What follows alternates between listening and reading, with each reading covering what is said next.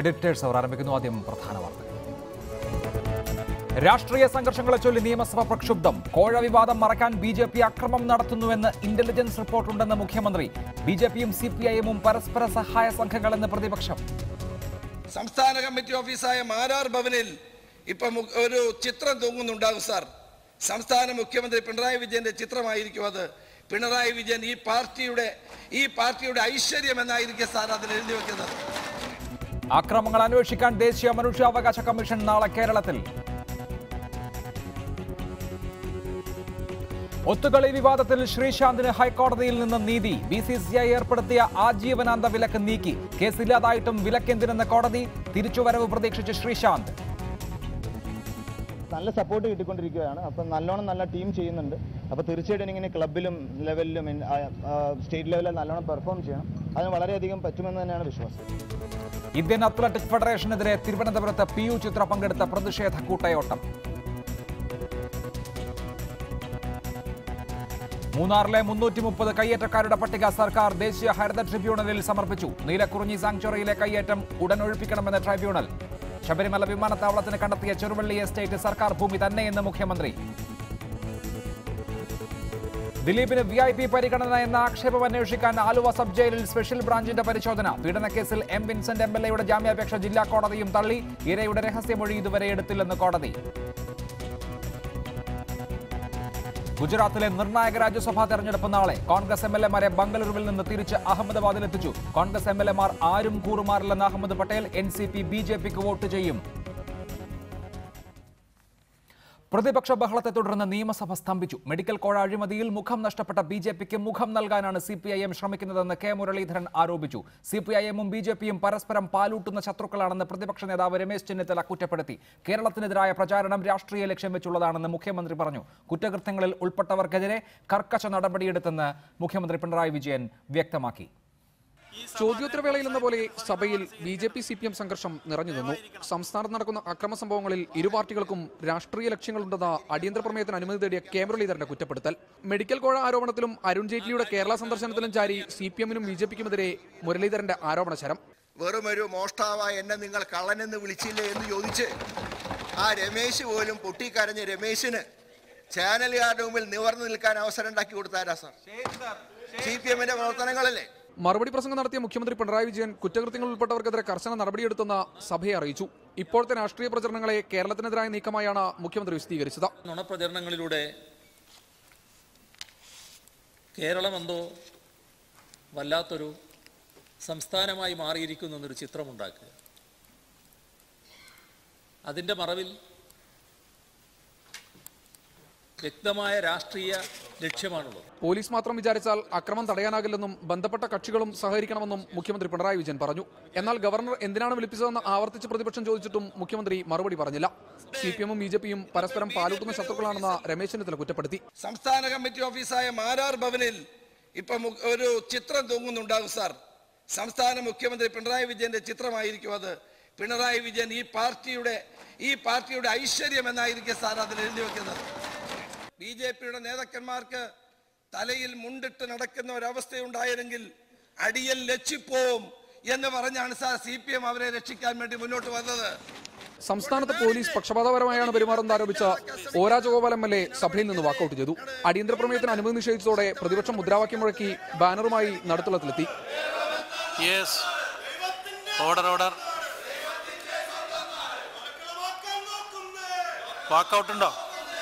സ്വാശ്രയ ബില്ലും സഹകരണ ഭേദഗതി ബില്ലും ചർച്ച കൂടാതെ സബ്ജക്ട് കമ്മിറ്റിക്ക് വിട്ട നടപടിക്രമങ്ങൾ വേഗത്തിൽ പൂർത്തിയാക്കി സഭ ഇന്നത്തേക്ക് പിരിഞ്ഞു. റിപ്പോർട്ടർ, തിരുവനന്തപുരം.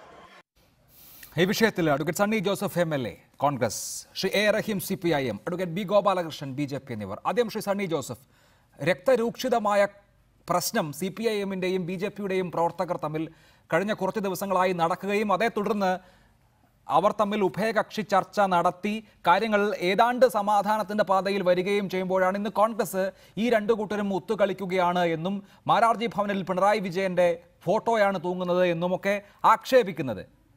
ഈ പ്രശ്നം അവസാനിക്കേണ്ട എന്നുള്ള താല്പര്യമാണോ കോൺഗ്രസിന്?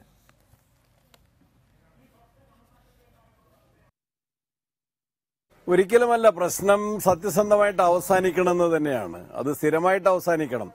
ഇന്നെന്താണ് മുഖ്യമന്ത്രി പറഞ്ഞത്? ഇന്നത്തെ ചോദ്യങ്ങൾ കൊണ്ടും ഇന്നത്തെ ചർച്ചയിൽ നിന്ന് ഭരണപക്ഷയെ ഒളിച്ചു മാറിയെങ്കിൽ പോലും ചർച്ചയുടെ ആരംഭത്തിലുണ്ടായിട്ടുള്ള പ്രസംഗങ്ങൾ കൊണ്ടും വ്യക്തമാക്കപ്പെട്ട കാര്യം എന്താണ്? ഇത് ഗവൺമെന്റിനെ മുൻകൂട്ടി അറിയാമായിരുന്നു. അറിയുന്ന പശ്ചാത്തലം എന്താണ്? കേരളത്തിലെ BJP നേതൃത്വം അഴിമതി ആരോപണങ്ങളിൽ മുങ്ങിക്കുളിച്ചു നിൽക്കുകയാണ്. അത് മെഡിക്കൽ കോളേജ് നൽകുന്നതിനുള്ള അനുമതിക്ക് വേണ്ടിയിട്ടുള്ള കോഴ മാത്രമല്ല, പട്ടാളത്തിൽ ആളെ ചേർക്കുന്നതിന് പോലും BJPക്കാര് RSSകാരനായ ആളിൽ നിന്ന് കാശ് വാങ്ങി. അവരുടെ ദേശീയ കമ്മിറ്റി യോഗം ചേരുന്നതിടത്ത് കള്ള റെസീറ്റ് അടിച്ച് കാശ് പിരിച്ചുവെന്ന് ആക്ഷേപം പറഞ്ഞ കോളേജ് അധ്യാപകന് കോഴിക്കോട്ട് മർദ്ദനമേറ്റ ചിത്രമുണ്ട്. അതുപോലെ BJPക്കാർ തന്നെ ഈ ആക്ഷേപങ്ങൾക്ക് വേണ്ടി അന്വേഷണം നടത്താൻ നിർബന്ധിതമായി അന്വേഷണ റിപ്പോർട്ട് അവരിൽ തന്നെ ഒരു വിഭാഗം പുറത്തുവിട്ട സാഹചര്യമുണ്ട്. അങ്ങനെ BJPയുടെ മുഖം വികൃതമായി നിൽക്കുന്ന സന്ദർഭത്തിൽ ആ വിഷയത്തിൽ നിന്ന് ശ്രദ്ധ തിരിച്ചുവിടാൻ അവർ സ്വാഭാവികമായിട്ടും ശ്രമിച്ചിട്ടുണ്ട്. ആ ശ്രമത്തിന്റെ ഭാഗമായിട്ട് അങ്ങോട്ടും ഇങ്ങോട്ടും അക്രമമുണ്ടാവുകയും കൊലപാതകമുണ്ടാവുകയും ഒരു രാത്രിയിൽ കേരളത്തിൽ ആ ഒരു സംഭവത്തിന്റെ പേരിൽ ഹർത്താൽ പ്രഖ്യാപിക്കുകയും ജനങ്ങൾ ഹർത്താലിന് വിധേയരാവുകയും ചെയ്തൊരു സാഹചര്യമാണ്. എന്തിനേറെ മുഖ്യമന്ത്രിയെ കേരളത്തിലെ ഗവർണർ വിളിച്ചു വരുത്തിയ ഒരു സംഭവം. മുഖ്യമന്ത്രി വിളിച്ചു വരുത്തി സംസാരിച്ചിട്ടും തൃപ്തി വരാതെ ഗവർണർ DGPയെ വിളിച്ചു വരുത്തിയ സംഭവം. ഗവർണറുടെ രാജ്ഭവന് മുൻപിൽ മാർക്സിസ്റ്റ് പാർട്ടിയുടെ സംസ്ഥാന സെക്രട്ടറി സമരത്തിന് പോയ സംഭവം. കേന്ദ്രമന്ത്രി കേരളത്തിലേക്ക് വന്ന് കേരളത്തിൽ അദ്ദേഹം മരിച്ച ആളുകളുടെ വീട്ടിൽ പോയ സംഭവം. ഇങ്ങനെ സംഭവം രൂക്ഷമായിട്ട് തന്നെ നിൽക്കുമ്പോൾ അതിനുശേഷം ചേർന്ന നിയമസഭയുടെ ആദ്യത്തെ ദിവസം ഈ വിഷയങ്ങൾ ചർച്ച ചെയ്യണം. കേരളത്തിലെ ജനങ്ങൾക്കുള്ള ഉത്കണ്ഠ, സമാധാനം സ്ഥാപിക്കണമെന്ന പ്രതിപക്ഷത്തിന്റെ ആവശ്യം, ജനങ്ങളുടെ ആവശ്യം, മാധ്യമങ്ങൾ ആ വിഷയങ്ങൾ ഉന്നയിച്ചത്, ഉയർത്തിയത്, അത് ചർച്ച ചെയ്യണമെന്ന് മാത്രമാണ്. ശരി, അതാണ് കോൺഗ്രസ് ആ കാര്യം വിശദീകരിക്കുന്നത്. ഞാൻ മടങ്ങിയെത്താൻ താങ്കളിലേക്ക് advocate Sunny Joseph MLA. Advocate B Gopalakrishnan, മുഖം പോയ BJPക്ക് മുഖം നൽകിയത് CPIM ആണ് എന്നുള്ളതാണ് കോൺഗ്രസിന്റെ ആരോപണം. മുഖം പോവുക എന്ന് പറഞ്ഞാൽ നിങ്ങളുടെ പാർട്ടിയിൽ ഉയർന്ന മെഡിക്കൽ കോഴ അഴിമതി വലിയ തോതിൽ ജനങ്ങൾക്ക് അവമതിപ്പുണ്ടാക്കി എന്ന് വിശദീകരിക്കുന്ന വാചകമാണ് അത്. മുഖ്യമന്ത്രി പറയുന്നു, സഭാതലത്തിൽ പറയുന്നു, ഒരു ഇന്റലിജൻസ് റിപ്പോർട്ട് ഉണ്ടായിരുന്നു, ഈ സാഹചര്യം മറികടക്കാൻ BJPക്കാർ അതിക്രമം കാണിക്കും എന്നത് സംബന്ധിച്ച് എന്ന്. അങ്ങനെ നിങ്ങൾക്കുണ്ടായിട്ടുള്ള ഇമേജിന്റെ കോട്ടം മറികടക്കാൻ ആസൂത്രണം ചെയ്തതാണോ തിരുവനന്തപുരത്തെ ആക്രമണം?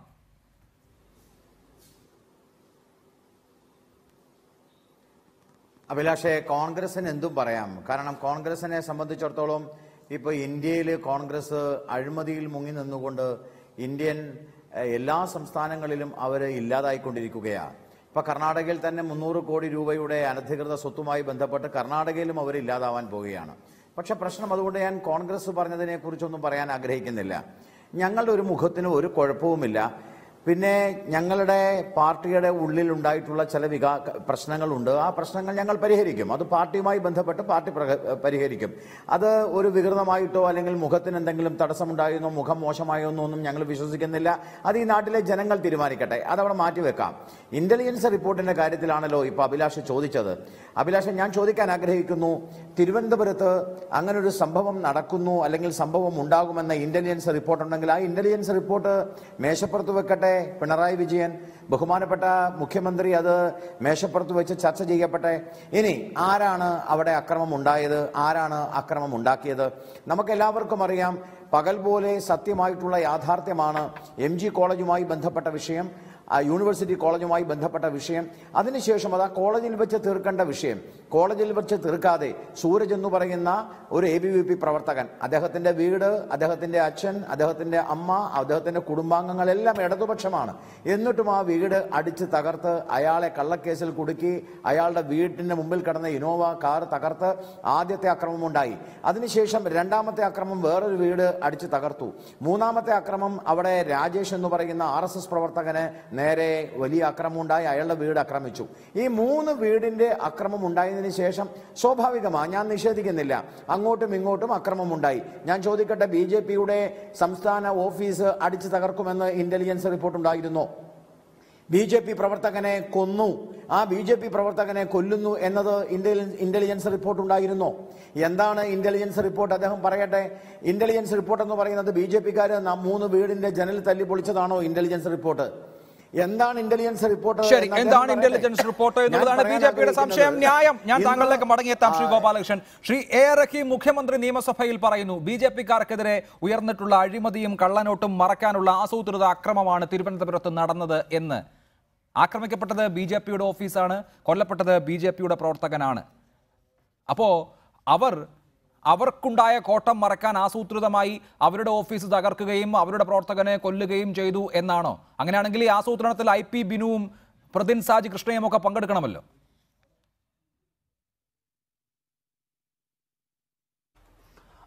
അല്ല അഭിലാഷേ, BJP കേരളത്തിലെന്നല്ല ഇന്ത്യയിലെവിടെയും പുതിയ ചർച്ചയും രാഷ്ട്രീയ അജണ്ടകളും എല്ലാം ഉണ്ടാക്കുന്നതിന് വേണ്ടി അവരുടെ മുഖം എവിടെയെല്ലാം വികൃതമാകുമോ അത് മുഖം വികൃതമാക്കുന്ന അഴിമതി അല്ലെങ്കിൽ ഇതിനകത്ത് വരുന്ന ഇവിടെ ഉയർന്നു വന്നിരിക്കുന്ന കള്ളനോട്ട് മുതൽ പെൺവാണിഭവും പിന്നെ ഈ മെഡിക്കൽ കോളേജ് വിവാദവും അത് മാത്രമല്ല, എപ്പോഴെല്ലാം അവർ രാഷ്ട്രീയമായ പ്രതിസന്ധി നേരിടുമോ അപ്പോഴെല്ലാം അവർ പുതിയ അജണ്ടകൾ വെക്കാറുണ്ട്. 91 തെരഞ്ഞെടുപ്പിന് മുമ്പായി അവർ ചെയ്തത് രഥയാത്ര നടത്തി പുതിയ അജണ്ട സെറ്റ് ചെയ്യായിരുന്നു.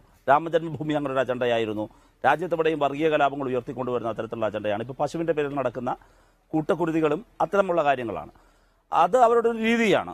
ഇവിടെ മുഖ്യമന്ത്രി പറഞ്ഞത് കേരളത്തിൽ BJP സമീപകാലത്തൊന്നുമില്ലാത്ത വിധം വലിയ പ്രതിസന്ധിയിലായ ഒരു സന്ദർഭത്തിലാണ് അവർ അക്രമത്തിന് വേണ്ടി ആസൂത്രിതമായി പ്ലാൻ ചെയ്തത് എന്നതാണ്. അത് യാഥാർത്ഥ്യമാണ്. അല്ല, അപ്പോൾ ആരാണ് അക്രമം നടത്തിയത് എന്നുള്ളതാണ് എന്റെ ചോദ്യം. ശ്രീ A. റഹീം, BJP അങ്ങനെ ആസൂത്രണം ചെയ്തിട്ടുണ്ട് എന്ന് സർക്കാരിന്റെ ഇന്റലിജൻസ് റിപ്പോർട്ടുണ്ട്. ശരി, ഉണ്ടാകട്ടെ. മുഖ്യമന്ത്രിയുടെ കയ്യിൽ ആ ഇന്റലിജൻസ് റിപ്പോർട്ട് കിട്ടിയിട്ടുണ്ട്, കിട്ടട്ടെ. ആക്രമണം നടത്തിയത് ആരാണ്? ഇവിടെ ശ്രീ B. ഗോപാലകൃഷ്ണൻ ചൂണ്ടിക്കാണിച്ചു അവരുടെ പ്രവർത്തകരുടെ 3 പേരുടെ വീട് ആക്രമിക്കപ്പെട്ട കാര്യം. എന്തായാലും നടന്നിട്ടുള്ള ആദ്യത്തെ മേജർ ആക്രമണം എന്ന് പറയുന്നത് BJPയുടെ സംസ്ഥാന കാര്യാലയം ആക്രമിച്ചതാണ്. അത് BJPക്കാർ ചെയ്യില്ലല്ലോ, അത് CPIMകാരല്ലേ ചെയ്തിട്ടുണ്ടാവുക. അങ്ങനെയാണ് CCTV ദൃശ്യങ്ങൾ പറഞ്ഞത്, അങ്ങനെയാണ് പോലീസ് ആക്ഷൻ എടുത്തിട്ടുള്ളത്.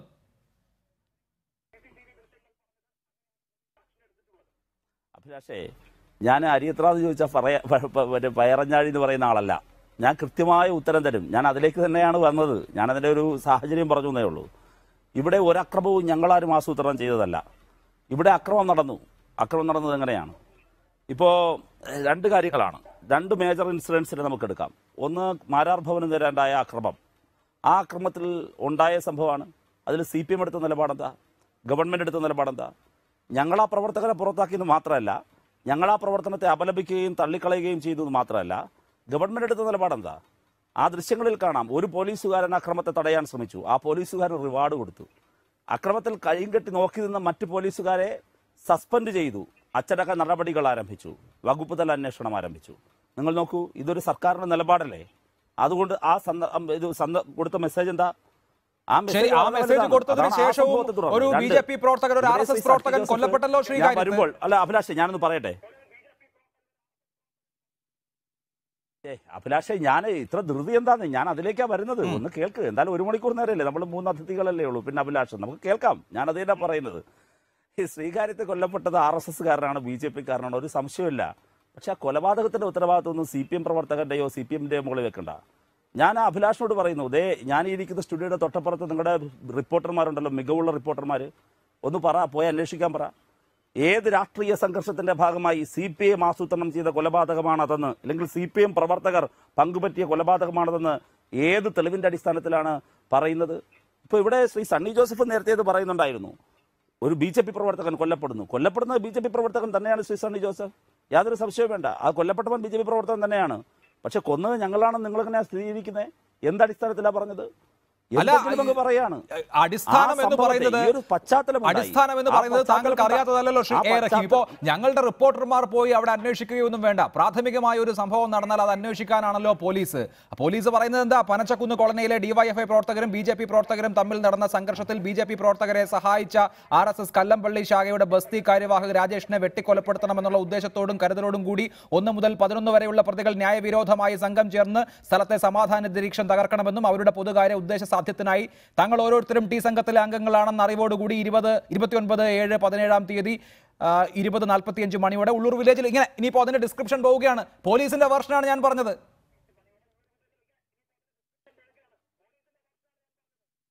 ആരുടെ വെർഷൻ എന്നാ ഒന്നുകൂടി പറ. എന്താ വായിച്ചത്? അത് പോലീസിന്റെ FIR. എന്താ വായിച്ചത്? പോലീസിന്റെ വെർഷൻ എങ്ങനെയാവുന്നത്?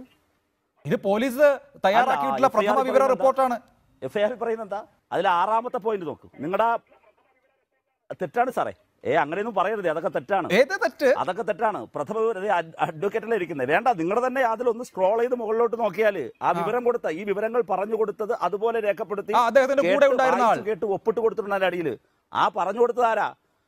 അദ്ദേഹത്തിന്റെ കൂടെ ഉണ്ടായിരുന്ന സഹപ്രവർത്തകൻ ആരാള്? അവിടുത്തെ RSSന്റെ പ്രവർത്തകനാണ്. പ്ലീസ് പറയട്ടെ സാർ, ഞാനൊന്ന് പറയട്ടെ അഭിലാഷ്, ഒന്ന് ക്ഷമിക്കൂ. അദ്ദേഹത്തിന്റെ കൂടെ ഉണ്ടായിരുന്ന ആൾ. ഇതല്ല, ഏത് കേസിലുണ്ടായാലും ഐ വിറ്റ്നസ് കൊടുക്കുന്ന മൊഴിയുടെ അടിസ്ഥാനത്തിലാണ് പ്രഥമ ഒരു റിപ്പോർട്ട് തയ്യാറാക്കുന്നത്.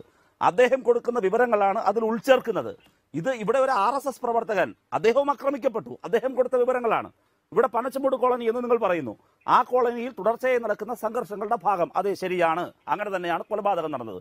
അപ്പോൾ ആ സംഘർഷങ്ങളുടെ ഭാഗമായി മുമ്പ് 2 കേസുകൾ ഇതേ ശ്രീകാര്യം പോലീസ് സ്റ്റേഷൻ രജിസ്റ്റർ ചെയ്തിട്ടുണ്ട്. അതിലും ഇതുപോലൊരു FIR ഉണ്ട്. ആ FIRൽ ആരാ? ഈ പറയുന്ന രാജേഷും ഒക്കെ തന്നെയാണ് മൊഴി കൊടുത്തിട്ടുള്ളത്. അതിലെന്താ കൊടുത്തിരിക്കുന്ന മൊഴി? രാഷ്ട്രീയ സംഘർഷം ഒന്നൊരു വേറെയില്ല. അങ്ങനെയാണെങ്കിൽ അത് പോലീസ് രാഷ്ട്രീയ സംഘർഷം അല്ല എന്ന് പറയണം. ശ്രീ എ റഹീം, ശരി, ഈ FIRന് ശേഷം റിമാൻഡ് റിപ്പോർട്ട് കൊടുത്തുവല്ലോ, അതിൽ രാഷ്ട്രീയ സംഘർഷം, രാഷ്ട്രീയ വിരോധം എന്നുള്ള കാര്യം പോലീസ് റൂൾ ഔട്ട് ചെയ്തിട്ടുണ്ടോ? ഇല്ല. നിങ്ങളുടെ സർക്കാരാണല്ലോ ഭരിക്കുന്നത്, സ്വാഭാവികമായും ഈ ആഭ്യന്തര വകുപ്പിന് കീഴിലാണല്ലോ പോലീസ് ഇതുവരെ ഇത് വ്യക്തിവിരോധമോ മറ്റേതെങ്കിലും തരത്തിലുള്ള സംഘർഷമോ ആണെന്ന് പറഞ്ഞിട്ടില്ലല്ലോ. പറഞ്ഞതായി എനിക്കറിയില്ല, താങ്കൾക്കറിയാമെങ്കിൽ പറയൂ. അല്ല, റിമാൻഡ് റിപ്പോർട്ടിൽ അങ്ങനെയൊന്നും പറയാറില്ലെന്നേ. റിമാൻഡ് റിപ്പോർട്ടിൽ പ്രഥമ വിവര റിപ്പോർട്ടിന്റെ അടിസ്ഥാനത്തിൽ തന്നെ തയ്യാറാക്കുന്നതാണ്. ഈ കേസിലാണെങ്കിൽ പ്രത്യേകിച്ചും അങ്ങനെ തന്നെയാണ്. കാരണം പ്രതികളെ വളരെ വേഗം കസ്റ്റഡിയിലെടുത്തു, അറസ്റ്റ് രേഖപ്പെടുത്തി. ഇനി അവരെ കസ്റ്റഡിയിലെടുക്കുകയും തുടർന്ന് ചോദ്യം ചെയ്യുകയും ചെയ്യുന്നതിന് ശേഷം കോടതിയിൽ സർക്കാർ പോലീസ് സമർപ്പിക്കുന്ന റിപ്പോർട്ടിൽ മാത്രമേ അത് പരാമർശിക്കൂ. ഇനി വേറൊരു കാര്യം, ഈ ഘട്ടത്തിൽ പോലീസ് ഉദ്യോഗസ്ഥരാരും തന്നെ ഔദ്യോഗികമായി ഒന്നും വെളിപ്പെടുത്തിയിട്ടില്ല. വെളിപ്പെടുത്തിയത് ഒരേ ഒരാളാണ്, അത് DGP ആണ്. DGPയോട് മാധ്യമപ്രവർത്തകർ ചോദിച്ചു, രാഷ്ട്രീയ സംഘർഷത്തിന്റെ ഭാഗമായി നടന്ന കൊലപാതകമാണോ? DGP കൊടുത്ത ഉത്തരവ് എന്താ? അങ്ങനെ പറയാറായിട്ടില്ല. ഇത് തന്നെയാണ് DGP കൊടുത്ത ഉത്തരവ്. നിങ്ങൾ നോക്കൂ, ആ കൊലപാതകത്തിലെ പ്രതികളെ പിടിച്ച പോലീസ്, ആ പോലീസിന് റിവാർഡ് കൊടുത്തു. എന്ത് മെസ്സേജാ പോലീസ് ഗവൺമെന്റ് കൊടുത്തത്? അഡ്വക്കേറ്റ് സണ്ണി ജോസഫ്, സർക്കാർ ഈ വിവരം അറിഞ്ഞ ഉടൻ തന്നെ പോലീസ് ആക്ട് ചെയ്ത കാര്യം ചൂണ്ടിക്കാണിക്കുന്നു എന്ന് മാത്രമല്ല, വളരെ നിഷ്പക്ഷമായിട്ടുള്ള അന്വേഷണം ഈ സംഭവങ്ങളിലൊക്കെ, ഒരു സംഭവത്തിൽ മാത്രമല്ല എല്ലാ സംഭവങ്ങളിലും ഉണ്ടായിട്ടുണ്ടെന്ന് ചൂണ്ടിക്കാണിക്കുന്നു. ഇന്ന് മുഖ്യമന്ത്രി നിയമസഭയിൽ പറഞ്ഞതുപോലെ കക്ഷി രാഷ്ട്രീയ വ്യത്യാസമില്ലാതെ അക്രമികൾക്കെതിരെ കർശന നടപടിയെടുത്തിട്ടുണ്ട്. അത് പോലീസ് അവരുടെ ആ നടപടികൾ മുന്നോട്ട് കൊണ്ടുപോവുകയാണ്. അക്കാര്യത്തിലുള്ള ഒരു വ്യത്യാസം ആരോടും കാണിച്ചിട്ടില്ല എന്ന് ചൂണ്ടിക്കാണിക്കുന്നു. ആ പോയിന്റിനോട് നിങ്ങൾ യോജിക്കുമോ സണ്ണി ജോസഫ്? ഇല്ലില്ല, അതൊരു വെറും ആത്മാർത്ഥതയില്ലാത്ത ഒരു പ്രഖ്യാപനം മാത്രമാണ്. കക്ഷി രാഷ്ട്രീയത്തിനുപരിയായിട്ട് നടപടി സ്വീകരിക്കുമെന്ന് പറഞ്ഞാൽ നടപടി സ്വീകരിക്കാറില്ല. മാർക്സിസ്റ്റ് പാർട്ടിക്ക് വിധേയമായിട്ട് തന്നെയാണ് പോലീസ് പ്രവർത്തിക്കുന്നത്. നേരത്തെ പറഞ്ഞ ഇന്റലിജൻസ് റിപ്പോർട്ട് ഉണ്ടായിരുന്നെങ്കിൽ മുഖ്യമന്ത്രി ഇങ്ങനെയല്ല, ഗവൺമെന്റ് ഇങ്ങനെയല്ല ആക്ട് ചെയ്യേണ്ടത്. മാർക്സിസ്റ്റ് പാർട്ടി ഓഫീസിൽ CPMന്റെ സംസ്ഥാന സെക്രട്ടറിയുടെ വീടിന് നേരെ അക്രമം ഉണ്ടാകുന്ന സാഹചര്യം ഉണ്ടാകുന്നു. ഇന്ത്യ ഭരിക്കുന്ന പാർട്ടിയുടെ സംസ്ഥാന കമ്മിറ്റി ഓഫീസിന് നേരെ അക്രമം, കേരളം ഭരിക്കുന്ന പാർട്ടിയുടെ സംസ്ഥാന സെക്രട്ടറിയുടെ വീടിന് നേരെ അക്രമം ഉണ്ടാകുന്നു. ഇന്ന് മുഖ്യമന്ത്രി നിയമസഭയിൽ പറയുന്നു ഇന്റലിജൻസ് റിപ്പോർട്ട് ഉണ്ടായിരുന്നുവെന്ന്. എന്നാൽ ഇങ്ങനെയാണോ ആക്ട് ചെയ്യേണ്ടത്? ഈ അക്രമങ്ങൾ തടയുന്നതിന് ഗവൺമെന്റിന് സാധിച്ചിട്ടില്ല. പിന്നെ നേരത്തെ റഹീം പറഞ്ഞത് വളരെ ഒരു രാഷ്ട്രീയമായിട്ടുള്ള ഒരു ഡിഫൻസ് മാത്രമാണ്. ഇത് പൊളിറ്റിക്കലി മോട്ടിവേറ്റഡ് ആണ് എന്ന് ഒരുപാട് വാർത്തകൾ വന്നിട്ടുണ്ട്. സാധാരണഗതിയിൽ ഒരു മരണപ്പെടുന്ന ആളുടെ കൂട്ടത്തിലുണ്ടാകുന്ന വ്യക്തി നൽകുന്ന സ്റ്റേറ്റ്മെന്റ് ആണ് FIS തന്നെയാണ് ഫസ്റ്റ് ഇൻഫർമേഷൻ റിപ്പോർട്ടായിട്ട് തന്നെ പോകുന്നത്. ഇതേ ആർഗ്യുമെന്റ് തന്നെയാണ് TP ചന്ദ്രശേഖരൻ വധക്കേസിൽ ഞങ്ങൾക്ക് യാതൊരു പങ്കുമില്ല എന്ന് പറഞ്ഞ മാർക്സിസ്റ്റ് പാർട്ടിയും, പോലീസ് അന്വേഷണത്തിന് പാരലായിട്ട് പാർട്ടി അന്വേഷണം നടത്തുമെന്ന് പറഞ്ഞ മാർക്സിസ്റ്റ് പാർട്ടി, TP ചന്ദ്രശേഖരൻ മരിച്ചത് മറ്റു പല കാരണങ്ങളുടെയും പേരിലാണ് എന്ന് പറഞ്ഞ മാർക്സിസ്റ്റ് പാർട്ടി, ഇപ്പോൾ ഈ സംഭവത്തിൽ അവർക്കുള്ള രാഷ്ട്രീയ കൊലപാതകങ്ങളിൽ അവർക്കുള്ള ഉത്തരവാദിത്തം, ക്രമസമാധാന തകർച്ചയിൽ ഭരണകക്ഷിക്ക് നേരിട്ടുള്ള പങ്കാളിത്തം വ്യക്തമാകുമ്പോൾ അതിൽ നിന്ന് മറച്ചുപിടിക്കാൻ വേണ്ടിയിട്ടുള്ള ആർഗ്യുമെന്റ്സ് ആണ്. അതൊന്നും കേരളത്തിലെ ജനങ്ങളുടെ മുമ്പിൽ. അതാണ് താങ്കളുടെ പോയിന്റ്. ശ്രീ ബി ഗോപാലകൃഷ്ണൻ, ഈ ഇന്റലിജൻസ് റിപ്പോർട്ട് എന്നുള്ള കാര്യം അവിടെ നിൽക്കട്ടെ. ഈ സംഭവങ്ങൾ ഉണ്ടായപ്പോൾ എങ്ങനെ BJP അതിനോട് പ്രതികരിച്ചു എന്നുള്ളത് പകൽ പോലെ വ്യക്തമാണല്ലോ. ഒരു രാത്രിയിലാണ് ഹർത്താൽ പ്രഖ്യാപിക്കുന്നത്. അതിനുശേഷം ഇന്നലെ വരെ നടന്നിട്ടുള്ള കാര്യങ്ങൾ നമ്മുടെ മുഴുവൻ ആളുകളുടെയും ശ്രദ്ധയിലുണ്ട്. സാധാരണ ഒരു രാഷ്ട്രീയ കൊലപാതകം നടന്നാൽ ഉണ്ടാകുന്നതിനപ്പുറത്തുള്ള പ്രതികരണം, വളരെ ആസൂത്രിതമായ വിധത്തിൽ ഇതിനെ ഒരു ദേശീയ നറേറ്റീവ് ആക്കുന്നതിൽ കാണിച്ച ശ്രദ്ധ, അതൊക്കെ ചിന്തിക്കുന്ന ഒരാളെ സംബന്ധിച്ച് പാർട്ടിക്ക് ഉണ്ടായിട്ടുള്ള ആഭ്യന്തര കുഴപ്പത്തിൽ നിന്നും രക്ഷപ്പെടാനുള്ള ഒരു മാർഗമായി BJP ഇതിനെ ഉപയോഗിച്ചു എന്നുള്ള കാര്യത്തിൽ ഇത് കാണുന്ന, ഇത് വീക്ഷിക്കുന്ന, ഇത് നിരീക്ഷിക്കുന്ന ആർക്കെങ്കിലും വല്ല തർക്കവും വേണ്ടതുണ്ടോ? അല്ല, എന്നാ പിന്നെ തിരിച്ചു പറയല്ലേ കുറച്ചുകൂടെ നല്ലത്. കോവളം കൊട്ടാരവുമായി ബന്ധപ്പെട്ട് മുഖം നഷ്ടപ്പെട്ടു പോയ CPM ഒരു കോർപ്പറേറ്റിന് കോവളം കൊട്ടാരം കൊടുത്തതിന്റെ പേരിൽ, അതും പ്രധാനപ്പെട്ട മാർക്സിസ്റ്റ് പാർട്ടിയുടെ സംസ്ഥാന സെക്രട്ടറി അതൊരു വന്യമായ ആരോപണമാണ്. ശ്രീ ബി ഗോപാലകൃഷ്ണൻ, നമുക്കറിയാവുന്നതാണ് കോവളം കൊട്ടാരത്തിന്റെ ചരിത്രം. സംസ്ഥാന സർക്കാർ അത് ഏറ്റെടുക്കാൻ നിയമനിർമ്മാണം നടത്തിയതാണ്. അത് എങ്ങനെയാണ് കോടതി അത് റദ്ദാക്കിയതെന്ന് നമുക്കറിയാം. അതിനുശേഷം കോടതിയലക്ഷ്യ നടപടികൾ ആരംഭിക്കുന്ന ഘട്ടത്തിൽ ഒരു സർക്കാരിനെ സംബന്ധിച്ച് പിന്നെ അതല്ലാതെ എന്താണ് ചെയ്യാൻ കഴിയുക? അതും ലിറ്റിഗേഷനുള്ള സാധ്യതകൾ ഒഴിച്ചിട്ടാണ് ചെയ്തത്. അതൊന്നും വലിയ ആരോപണമായിട്ടൊന്നും സംസ്ഥാനത്ത് വന്നിട്ടില്ലല്ലോ. ഒരു മിനിറ്റ് ഞാനൊന്ന് പറഞ്ഞോട്ടെ. കോവളം കൊട്ടാരത്തിന്റെ വിഷയമല്ല ചർച്ച, അതുകൊണ്ട് ഞാൻ അതിലേക്ക് പോകുന്നില്ല. പക്ഷെ കോവളം കൊട്ടാരവുമായി ബന്ധപ്പെട്ട വിഷയത്തിൽ മുഖം നഷ്ടപ്പെട്ടു പോയ CPI എടുത്ത നിലപാടാണ് ഈ അക്രമം എന്ന് എനിക്ക് വേണേലും പറയാം. പക്ഷെ ഒരൊറ്റ കാര്യം മാത്രമാണ് ഞാൻ ചൂണ്ടിക്കാണിക്കുന്നത്. നേരത്തെ റഹീം പറഞ്ഞല്ലോ, എന്തൊരു അബദ്ധമാണ്. ഒന്നുമില്ല, ക്രിമിനൽ കേസ് വാദിക്കുന്ന ഒരു വക്കീല ഞാൻ. റഹീൽ ഇങ്ങനെ ബോഷ്ക്ക് പറയരുത്. ഇനി കേരളത്തിലെ ഏതെങ്കിലും കൊലപാതകങ്ങൾ മാർക്സിസ്റ്റ് പാർട്ടി എന്നെങ്കിലും ഞങ്ങളാണ് ചെയ്തത് എന്ന് പറഞ്ഞിട്ടുണ്ടോ? ഇന്ന് ഈ കേരളത്തിലെ KT ജയകൃഷ്ണൻ മാസ്റ്റർ കൊന്നപ്പോൾ ഞങ്ങളല്ലാന്ന് പറഞ്ഞു, TP ചന്ദ്രശേഖരനെ കൊന്നപ്പോൾ ഞങ്ങളല്ലാന്ന് പറഞ്ഞു, രമിത്തിനെ കൊന്നപ്പോൾ ഞങ്ങളല്ലാന്ന് പറഞ്ഞു, ബിജുവിനെ കൊന്നപ്പോൾ ഞങ്ങളല്ലാന്ന് പറഞ്ഞു, സന്തോഷിനെ കൊന്നപ്പോൾ ഞങ്ങളല്ലാന്ന് പറഞ്ഞു. ഒരൊറ്റ കാര്യം മാത്രം അഭിലാഷോട് പറയാം. BJPയുടെ സംസ്ഥാന ഓഫീസ് ആക്രമിക്കുമ്പോ അന്ന് രാവിലെ അവർ പറഞ്ഞത് ഇത് BJP സ്വയം ചെയ്തതാണ്, അവർ അഴിമതിയിൽ നിന്ന് രക്ഷപ്പെടാൻ, അഴിമതിയുടെ ആ കഥകളിൽ നിന്ന് രക്ഷപ്പെടാൻ വേണ്ടി ചെയ്തു. പക്ഷെ ഉച്ചയ്ക്കാണ് CCTVയുടെ ദൃശ്യം വന്നത്. CCTVയുടെ ദൃശ്യം വന്നപ്പോ ഇവർ സംഭവം മാറ്റി. ഇവര് CCTVയുടെ ദൃശ്യം വരുന്നവരെ ഇവർ പറഞ്ഞതെന്താ? ഇത് തന്നെയല്ലേ ഈ കൊലപാതകവുമായി ബന്ധപ്പെട്ട് എന്ത് വിവരക്കേടാ പറയുന്നത്? ആ കൊലപാതകവുമായി ബന്ധപ്പെട്ട വിഷയത്തിന്റെ FIR-ഉം അതിന്റെ റിമാൻഡ് റിപ്പോർട്ടും അടക്കമുള്ള കാര്യം റഹീമെ പോയി മനസ്സിലാക്കുക. ചർച്ചയിൽ വന്നിരിക്കുമ്പോൾ ഒന്നുമില്ലെങ്കിൽ ഈ ബാക്കിയുള്ള ആളുകൾക്ക് ഈ കോടതിയുമായി ബന്ധപ്പെട്ട കാര്യമുണ്ട്. ഇനി അഥവാ റഹീം പറയുന്നതാണ് ശരിയെങ്കിൽ നിങ്ങൾ പിരിച്ചുവിട് പോലീസിനെ. നിങ്ങൾ പോലീസിനെതിരെ നടപടിയെടുക്കുക, നിങ്ങൾ DGP-ക്കെതിരെ നടപടിയെടുക്കുക, SI-ക്കെതിരെ നടപടിയെടുക്കുക, പോലീസിന്റെ കോൺസ്റ്റബിളിനെതിരെ നടപടിയെടുക്കുക. പോലീസ് പറഞ്ഞത് ശരിയല്ലെന്ന് തീരുമാനിക്കുക. ഇൻവെസ്റ്റിഗേഷൻ ഏജൻസിയാണോ ശരി, അതോ AKG സെന്ററിൽ ഇരിക്കുന്ന CPM ആണോ ശരി എന്നുള്ളത് അന്വേഷിക്കുക. അല്ല, ഇൻവെസ്റ്റിഗേഷൻ നടത്തുന്ന ഏജൻസി ഒരു കൺക്ലൂഷനിലേക്ക് എത്തിയിട്ടില്ലല്ലോ ശ്രീ ബി ഗോപാലകൃഷ്ണൻ. നമ്മുടെ ചർച്ച, നമ്മുടെ തർക്കം അതിൽ ചുരുക്കേണ്ട എന്ന് വിചാരിച്ചാണ് ഞാൻ ഇടപെടാത്തത്. ഇവിടെ ഒരു രാഷ്ട്രീയമായ ബുദ്ധിമുട്ട് നേരിടുന്ന ഘട്ടത്തിൽ രാഷ്ട്രീയ കൊലപാതകം എന്നുള്ളത് അത് മനഃപൂർവ്വം സംഭവിച്ചതായിരിക്കില്ല. അതിന് പക്ഷേ അനുബന്ധമായി ധാരാളം പ്രശ്നങ്ങളുണ്ട്. അവിടെ രജിസ്റ്റർ ചെയ്തിട്ടുള്ള 2 FIR അതും എൻ്റെ കയ്യിലുണ്ട്. ആ മേഖലയിൽ ചില പ്രശ്നങ്ങൾ ഉണ്ടായിരുന്നു. ഇതൊക്കെ വസ്തുതയാണ്. എന്തായാലും ആ സാഹചര്യത്തെ നിങ്ങൾ രാഷ്ട്രീയമായി മുഖം രക്ഷിക്കാൻ ഉപയോഗിച്ചോ ഇല്ലയോ എന്നുള്ളതാണല്ലോ ഇവിടുത്തെ വിഷയം.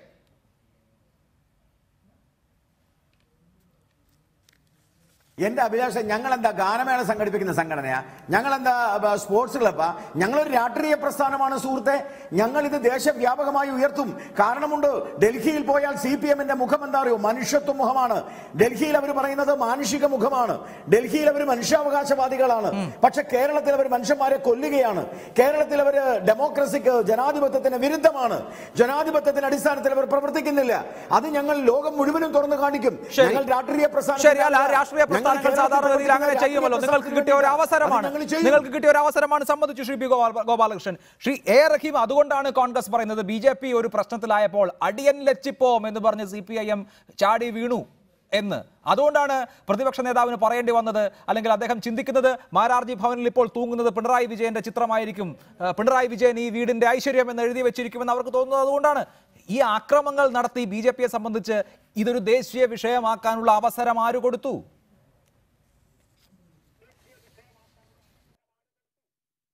അഭിലാഷേ, നമ്മളെന്തെങ്കിലും കൊടുത്തിട്ടാണോ? നിങ്ങളെന്താ BJP RSS-നെ കുറിച്ച് കാണുന്നത്?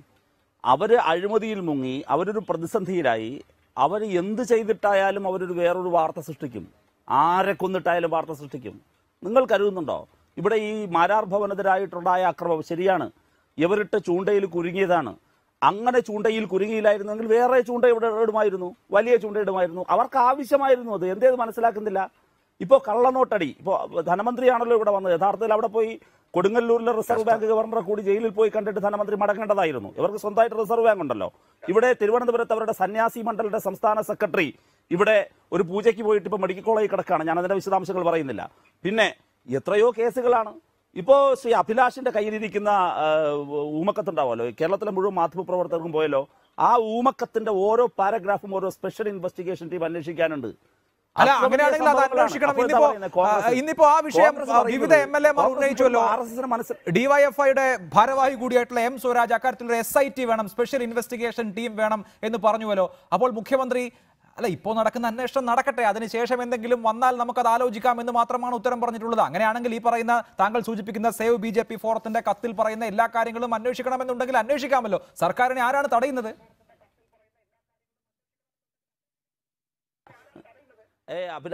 അഭിലാഷേ ഡിവൈഎഫ്ഐയുടെ ഡിമാൻഡ് തന്നെയാണ് സഖാവ് സ്വരാജ് പറഞ്ഞത്.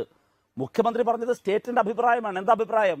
ഞങ്ങൾക്ക് രാഷ്ട്രീയ എതിരാളികളെ ലിസ്റ്റ് ഉണ്ടാക്കി കൊടുത്ത് അറസ്റ്റ് ചെയ്യിപ്പിക്കുന്ന പണിയൊന്നും ഞങ്ങൾക്കില്ല.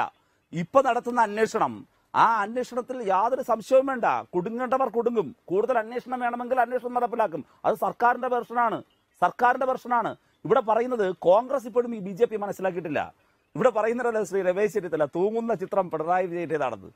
BJP ഓഫീസിനകത്ത് ഇപ്പൊ ഇരിക്കുന്നതാരാ? ചിത്രമല്ല, ഇരിക്കുന്നതാരാ? ആരാ? ഇപ്പൊ യോഗി ആദിത്യനാഥ് വരുന്നുണ്ടല്ലോ, ആ മന്ത്രിസഭയിൽ പുറകിലിരിക്കുന്നതാരാ? ചിത്രമല്ല സാറേ. ആരായിരിക്കുന്നത്? റീത്ത ബഹുഗുണ ജോഷി ആരാണ്? ഉത്തർപ്രദേശിലെ പ്രദേശ് കോൺഗ്രസ് കമ്മിറ്റിയുടെ അധ്യക്ഷയായിരുന്നു. SM കൃഷ്ണ ചിത്രമായിട്ടല്ല, ആളായിട്ടിരിപ്പുണ്ട് BJPയുടെ ആഫീസിനകത്ത്. ND തിവാരി കോൺഗ്രസിന്റെ നേതാവായിരുന്നു, ചിത്രമായിട്ടല്ല, ആളായിട്ടിരിപ്പുണ്ട്. രമേശ് ചെന്നിത്തല അതിനകത്ത് ആളായിട്ടിരിപ്പുണ്ട്. എത്ര പേരുടെ പേര് ഇനി പറയണം? ഇനി അങ്ങനെ ആളുകൾ BJPക്കാർ ഇപ്പൊ പറഞ്ഞില്ല. ഗവർണർ ഇപ്പൊ നിയമസഭയിൽ നിന്ന് അദ്ദേഹം പറഞ്ഞൊരു കാര്യം, ഗവർണർ വിളിച്ചപ്പോൾ പെട്ടെന്ന് പോയിന്ന. അത് വേറൊരു ഇഷ്യൂ ആണ്, നമുക്ക് സംസാരിക്കാം. ഗവൺമെന്റ് പക്ഷെ ഞാനൊരു കാര്യം ചോദിക്കട്ടെ, അത് BJPക്ക് ഫാസത്തിന് കീഴടങ്ങുന്നതാവുന്നു എന്നാണ് അദ്ദേഹത്തിന്റെ വെർഷൻ. ഞാൻ പറയട്ടെ, ഇപ്പോ ഗവർണർ വിളിക്കുമ്പോഴല്ല, BJPയുടെ ഓഫീസിലേക്ക് ഫ്രണ്ടിൽ നിന്നത് ബലിക്കാക്കെ വിളിക്കും പോലെ കൈയടിച്ച് വിളിക്കുമ്പോ കോൺഗ്രസിലെ MP മാരും മുഖ്യമന്ത്രിമാരും കൂട്ടത്തോടെ പൊയ്ക്കൊണ്ടിരിക്കുക. ഏത് ഫാസിസത്തിന്റെ അകത്തേക്ക് ഈ ബലിക്കാക്കെ വിളിക്കും പോലെ, കോൺഗ്രസിൽ വലിയ ആശയക്കുഴപ്പമുണ്ടോ? BJP ആണ് ദേശീയ തലത്തിലെ ശത്രു, BJPയെ എതിർക്കണം. അതേസമയം കേരളത്തിൽ CPIM മുഖ്യ ശത്രുവാണ്, അവരെയും എതിർക്കണം. അപ്പോൾ ഇങ്ങനെ ഒരു സംഭവം വരുമ്പോൾ അതിനോട് എങ്ങനെ പ്രതികരിക്കണം എന്ന ഒരു ആശയക്കുഴപ്പം കൊണ്ടാണോ ഇവർ തമ്മിലുള്ള ഒത്തുകളിയാണ് എന്ന മട്ടിൽ ഈ കാര്യങ്ങളെ വ്യാഖ്യാനിക്കുന്നത്?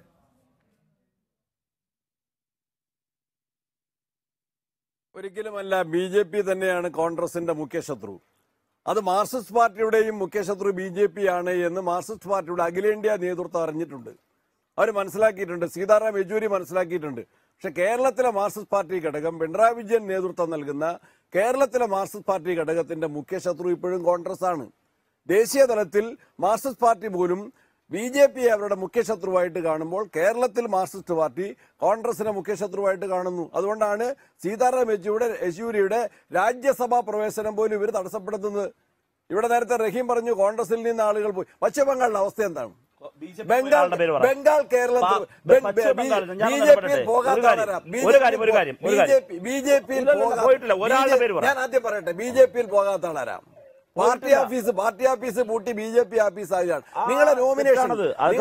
നിങ്ങളെ രാജ്യസഭാ നോമിനേഷൻ പശ്ചിമ ബംഗാളിൽ രാജ്യസഭാ നോമിനേഷൻ നൽകാൻ അറിയാത്തത് കൊണ്ടല്ല. രാജ്യസഭാ നോമിനേഷൻ മനഃപൂർവ്വം നിങ്ങൾ അസാധുവാക്കിയതാണ്. കോൺഗ്രസിനെ ജയിപ്പിക്കാൻ മാർക്സിസ്റ്റ് പാർട്ടിയുടെ ദേശീയ നേതൃത്വത്തിന് ആ രാഷ്ട്രീയ കാഴ്ചപ്പാടുണ്ട്. ഇന്ത്യയിൽ BJP ഉയർത്തുന്ന വർഗീയ വെല്ലുവിളിയെ നേരിടാൻ സാധിക്കുന്നത് ഇന്ത്യൻ നാഷണൽ കോൺഗ്രസിൽ നേതൃത്വത്തിലുള്ള മതേതര ശക്തികൾക്കാണ്. CPM-ഉം CPI-യും ദേശീയ നേതൃത്വം അത് അംഗീകരിക്കുമ്പോൾ, അതുകൊണ്ടാണ് പ്രസിഡന്റ് ഇലക്ഷനിലും വൈസ് പ്രസിഡന്റ് ഇലക്ഷനിലും കോൺഗ്രസ് മുന്നോട്ട് വെച്ച സ്ഥാനാർത്ഥിക്ക് വോട്ട് ചെയ്യാൻ CPM-ന്റെ MLA-മാരും MP-മാരും തയ്യാറായത്. പക്ഷേ കേരളത്തിലെ മാർക്സിസ്റ്റ് പാർട്ടി ഇപ്പോഴും അന്ധമായിട്ട് കോൺഗ്രസ് വിരോധം വെച്ചു പുലർത്തുകയാണ്. അതാണ് ഈ പ്രചരണത്തിന്റെയും അടിസ്ഥാനം. ഞങ്ങൾ വളരെ വ്യക്തമായി നിയമസഭയിൽ സംഭവിച്ചതെന്നാണ്. ആദ്യത്തെ ചോദ്യം പ്രതിപക്ഷത്തിനാണ്. ആ ചോദ്യത്തിനാണ് മെഡിക്കൽ കോളേജ് കോഴ BJPക്ക് എതിരായിട്ട് ഞങ്ങൾ ഉന്നയിച്ചത്. ആ ചോദ്യത്തിന് മറുപടി പറയുമ്പോഴാണ് മുഖ്യമന്ത്രി പറഞ്ഞത് ഇങ്ങനെ ഇന്റലിജൻസ് റിപ്പോർട്ട് ഉണ്ടായിരുന്നുവെന്ന്. രണ്ടാമത്തെ ഞങ്ങളുടെ അടിയന്തര പ്രമേയമാണ്. അടിയന്തര പ്രമേയത്തിൽ ഈ കാര്യത്തിൽ BJPയെയും CPM-നെയും ഒരുപോലെ കുറ്റപ്പെടുത്തിക്കൊണ്ട് തന്നെയാണ് കേരളം ഒരു കലാപത്തിന്റെ ഒരു വേദിയാക്കി മാറ്റുന്നതിൽ രണ്ട് കക്ഷികളും ഈ സംസ്ഥാനത്ത് ഒരുപോലെ ഉത്തരവാദികളാണ് എന്ന് വ്യക്തമാക്കിക്കൊണ്ട് തന്നെയാണ് ഈ സമാധാനത്തിന് ലംഘനമുണ്ടാക്കുന്നവരെ ഞങ്ങൾ ജനങ്ങളുടെ മുൻപിൽ തുറന്നു കാട്ടിയത്. എന്തുകൊണ്ട് CPM ചർച്ചയ്ക്ക് തയ്യാറായില്ല? ശരി, അതാണ് താങ്കൾ ഉന്നയിക്കുന്ന വാദം. ഞാൻ അങ്ങയിലേക്ക് മടങ്ങിയെത്താം. Advocate Sunny Joseph MLA. Shri B. Gopalakrishnan, ഇന്നിപ്പോ മുഖ്യമന്ത്രി സൂചിപ്പിക്കുന്ന കാര്യം, സർവകക്ഷി യോഗത്തിൽ എല്ലാവരും പ്രകടിപ്പിച്ച വികാരം, അത് കേരളത്തെ ഒരു സംഘർഷ മേഖലയായി ചിത്രീകരിക്കാൻ അനുവദിക്കരുത് എന്നുള്ളതാണ്. അത് കേരളത്തിന്റെ വികസന മുന്നേറ്റത്തിന് തന്നെ, കേരളത്തിന്റെ പ്രതിച്ഛായയ്ക്ക് തന്നെ മോശമുണ്ടാക്കുന്ന ഒന്നാണ്. അതുകൊണ്ട് മലയാളികൾ ഉത്തമ താല്പര്യം മുൻനിർത്തി അങ്ങനെ കേരളത്തെ മോശമായി ചിത്രീകരിക്കുന്നത് ചെറുത്തു തോൽപ്പിക്കണം എന്നുള്ള നിലപാടിൽ കോൺഗ്രസിനും CPIM-നും ഒരേ അഭിപ്രായമാണ്. അത് BJPക്ക് നൽകുന്ന ഒരു സന്ദേശം കൂടിയുണ്ട്. ശരിയാണ്, ഇവിടെ രാഷ്ട്രീയ സംഘർഷങ്ങളുണ്ടെങ്കിൽ നിങ്ങൾ അങ്ങോട്ടും ഇങ്ങോട്ടും അത് ചർച്ച ചെയ്ത് മുഖാമുഖം ഇരുന്ന് സംസാരിച്ച് തീർക്കണം, ജനാധിപത്യപരമായി തീർക്കണം. അതിനപ്പുറത്ത് കേരളത്തിന്റെ പ്രതിച്ഛായയെ തന്നെ ബാധിക്കുന്ന വിധത്തിൽ കേരളത്തെ ലക്ഷ്യം വെച്ചുകൊണ്ടുള്ള ഒരു നീക്കം BJP നടത്തുന്നത് ശരിയാണോ?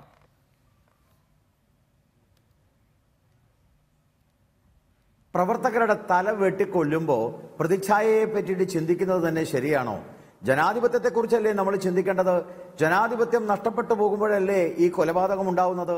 കൊലപാതകങ്ങൾ മുഴുവനും അവിടെ നടന്നോട്ടെ, അത് പരസ്പരം വെട്ടിക്കൊന്നോട്ടെ, പ്രതിച്ഛായ നഷ്ടപ്പെട്ടു പോകരുത് എന്ന് പറയുന്നതിൽ എന്തർത്ഥമാണ് അഭിലാഷേ ഉള്ളത്? നമുക്ക് ജനാധിപത്യം സംരക്ഷിക്കപ്പെടണം.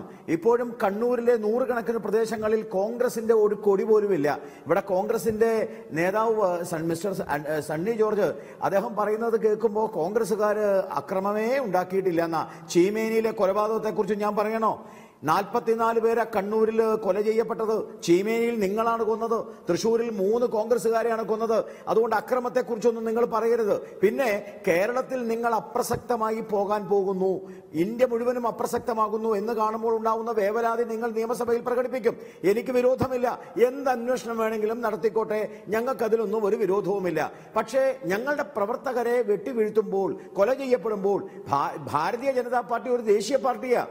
ആ ദേശീയ പാർട്ടിയുടെ പ്രധാനമന്ത്രി മുതൽ ഇന്ത്യയുടെ പ്രസിഡന്റ് മുതലുള്ള മുഴുവൻ ആളുകളും ഭാരതീയ ജനതാ പാർട്ടിയുടെ ഭാഗവാക്കുകളാണ് ആയിരുന്നു. അപ്പോ ആ സമയത്ത് സ്വാഭാവികമായും ഇവർക്കെല്ലാം വികാരമുണ്ടാവും. അവിടെ പ്രതിച്ഛായയേക്കാൾ കൂടുതൽ ഞങ്ങളുടെ പാർട്ടിയുടെ പ്രവർത്തകരെ വെട്ടിവീഴ്ത്തുന്ന കൊലപാതകം ഈ കേരളത്തിൽ ഉണ്ടാവാൻ പാടില്ല. അത് മാർക്സിസ്റ്റ് പാർട്ടിക്കാരന്റെ പ്രവർത്തകനായാലും ശരി, RSSന്റെ പ്രവർത്തകനായാലും ശരി, BJPയുടെ പ്രവർത്തകനായാലും ശരി, കോൺഗ്രസിന്റെ അത് തന്നെയാണ് ശ്രീ ബി ഗോപാലകൃഷ്ണൻ ഞാനും പറയുന്നത്. അതിന് വേണ്ടതെന്താണ്? ഇപ്പോൾ 2 തവണ മുഖാമുഖം ഇരുന്ന് ചർച്ച നടത്തിയല്ലോ, ഒരു തവണ സർവകക്ഷി യോഗവും ചേർന്നു. അതുപോലെ ഒരു സമാധാന പ്രക്രിയ വരണം. അതല്ലാതെ ഇത് ഒരു രാഷ്ട്രീയ ക്യാമ്പയിൻ വിഷയമാക്കി ഇതൊരു സാധ്യതയായി, ഇതൊരു അവസരമായി കണ്ടാൽ ഈ പ്രശ്നം പരിഹരിക്കപ്പെടില്ല. അതുകൊണ്ട് ആ പ്രശ്നം പരിഹരിക്കാനുള്ള ആത്മാർത്ഥത ഉണ്ടോ ഇല്ലയോ എന്നുള്ളതാണ് സംശയം. അല്ലല്ല, അവിടെയാണ് ഒരു പ്രശ്നമുള്ളത്. 1, 2, 3, 4, 5 എത്ര സമാധാന ശ്രമങ്ങൾ നടന്നു. VR കൃഷ്ണയ്യരുടെ നേതൃത്വത്തിലുള്ള സമാധാന ശ്രമത്തിൽ പങ്കാളിയായിരുന്നു KT ജയകൃഷ്ണൻ. ആ പങ്കാളിയായിട്ട് അയാൾ അതിൽ ഒപ്പിട്ടയാളാ. VR കൃഷ്ണയ്യരുടെ ആ സമാധാന ശ്രമത്തിൽ ഒപ്പിട്ടയാളെയാണ് കൊന്നത്. ഈ AK ബാലൻ വന്ന് കഴിഞ്ഞ മാസം സമാധാന ശ്രമം നടത്തി. അന്നൊരു പ്രഖ്യാപനം ഉണ്ടായിരുന്നു. എന്താ പ്രഖ്യാപനം? ഒരു കാരണവശാലും സംഘർഷം ഉണ്ടാവരുത്. ഇനി അഥവാ സംഘർഷം ഉണ്ടായാൽ അവിടെ സന്ദർശനം നടത്തണം. ഞാൻ ചോദിക്കട്ടെ, അതിനുശേഷമല്ലേ സന്തോഷ്, അതിനുശേഷമല്ലേ ബിജു, അതിനുശേഷമല്ലേ കൊലപാതകം ഉണ്ടായത്? ഈ നിയമസഭയുടെ ഏതാനും വാരകൾക്കപ്പുറത്തല്ലേ ഇപ്പൊ ഈ രാജേഷിനെ കൊന്നത്? മുഖ്യമന്ത്രി പോയോ? സമാധാന ശ്രമം ഉണ്ടാക്കിയ കൊടിയേരി പോയോ? അപ്പോ സമാധാന ശ്രമം കൊണ്ട് ഇതൊക്കെ നിങ്ങളും തുല്യ പങ്കാളിത്തം വഹിക്കുന്ന കുറ്റകൃത്യങ്ങളല്ലേ ശ്രീ ബി ഗോപാലകൃഷ്ണൻ? 2 കൂട്ടർക്കും തുല്യ പങ്കാളിത്തമുണ്ട്, തുല്യ ഉത്തരവാദിത്വവുമുണ്ട്. അത് നിങ്ങൾ തമ്മിൽ തീരുമാനിക്കൂ. അതല്ലാതെ ഈ സംസ്ഥാനത്തെ മോശമാക്കിയതുകൊണ്ട് എന്ത് കാര്യം? തുല്യ പങ്കാളിത്തമുള്ള കുറ്റകൃത്യമാണല്ലോ നടക്കുന്നത്. ശ്രീ A റഹീം, സർക്കാരിനെ സംബന്ധിച്ച് സർക്കാരിനെ നയിക്കുന്ന പാർട്ടിക്ക് വലിയ ഉത്തരവാദിത്തം, ഏറ്റവും പ്രധാനപ്പെട്ട ഉത്തരവാദിത്തമുണ്ട്. ശരിയാണ്, ഇപ്പോൾ സമാധാന പ്രക്രിയ നടക്കുന്നുണ്ട്. സമാധാന പ്രക്രിയ നടക്കുന്ന വേളയിൽ തന്നെ ഉണ്ടാകുന്ന അങ്ങോട്ടും ഇങ്ങോട്ടുമുള്ള വാഗ്വാദങ്ങൾ എത്ര കണ്ട് ഗുണകരമാകുമെന്ന് എനിക്കറിയില്ല. ഇന്നിപ്പോൾ നിയമസഭയിൽ തന്നെ ഇങ്ങനെ ഒരു ഇന്റലിജൻസ് റിപ്പോർട്ടിന്റെ കാര്യവും BJP കോഴ മറക്കാൻ വേണ്ടി ചെയ്തതാണ് എന്ന് പറയുകയും ചെയ്യുമ്പോൾ അത് അങ്ങോട്ടുള്ള ഒരു ആരോപണമാണ്. അത് ആ സമാധാനാന്തരീക്ഷത്തെ അതേപടി നിലനിർത്തുന്നതിന് ഗുണകരമാകുമോ എന്നറിയില്ല. ഇന്നലെ അരുൺ ജെയ്റ്റ്ലി വന്നപ്പോൾ അദ്ദേഹം ഇങ്ങോട്ട് ഉന്നയിച്ച ആരോപണങ്ങളും അതുപോലെ തന്നെയാണ്. യഥാർത്ഥത്തിൽ ഈ 2 പാർട്ടികൾക്കും സമാധാനം വരണമെന്ന ആഗ്രഹമില്ലേ?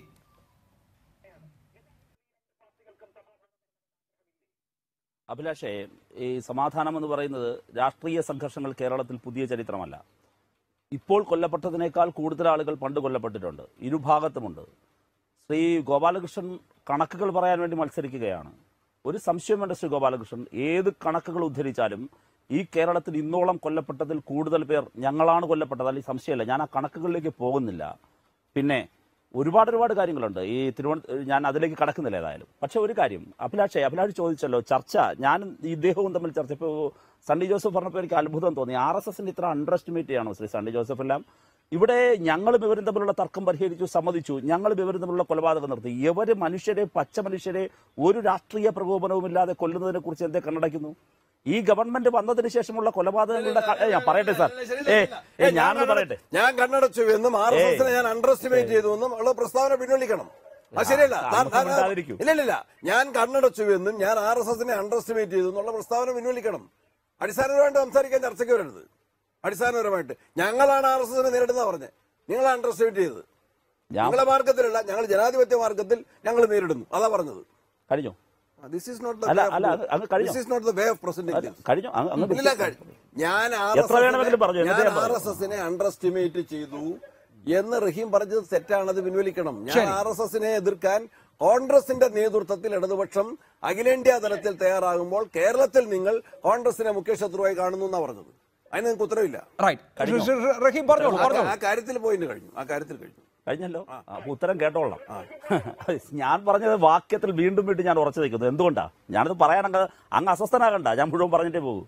ഇവിടെ രാഷ്ട്രീയ സംഘർഷത്തിന്റെ പേരിലാണോ RSS ഏകപക്ഷീയമായ റിയാസ് മൗലവിയെ കൊലപ്പെടുത്തിയത്? ഈ ഗവൺമെന്റ് വന്നതിന് ശേഷമുള്ള ചിത്രങ്ങളും വാർത്തകളും വെച്ചാണല്ലോ RSSന്റെ കേന്ദ്രീയ സഹസംഘചാലക് അവിടെ വാർത്താ സമ്മേളനം നടത്തിയത്.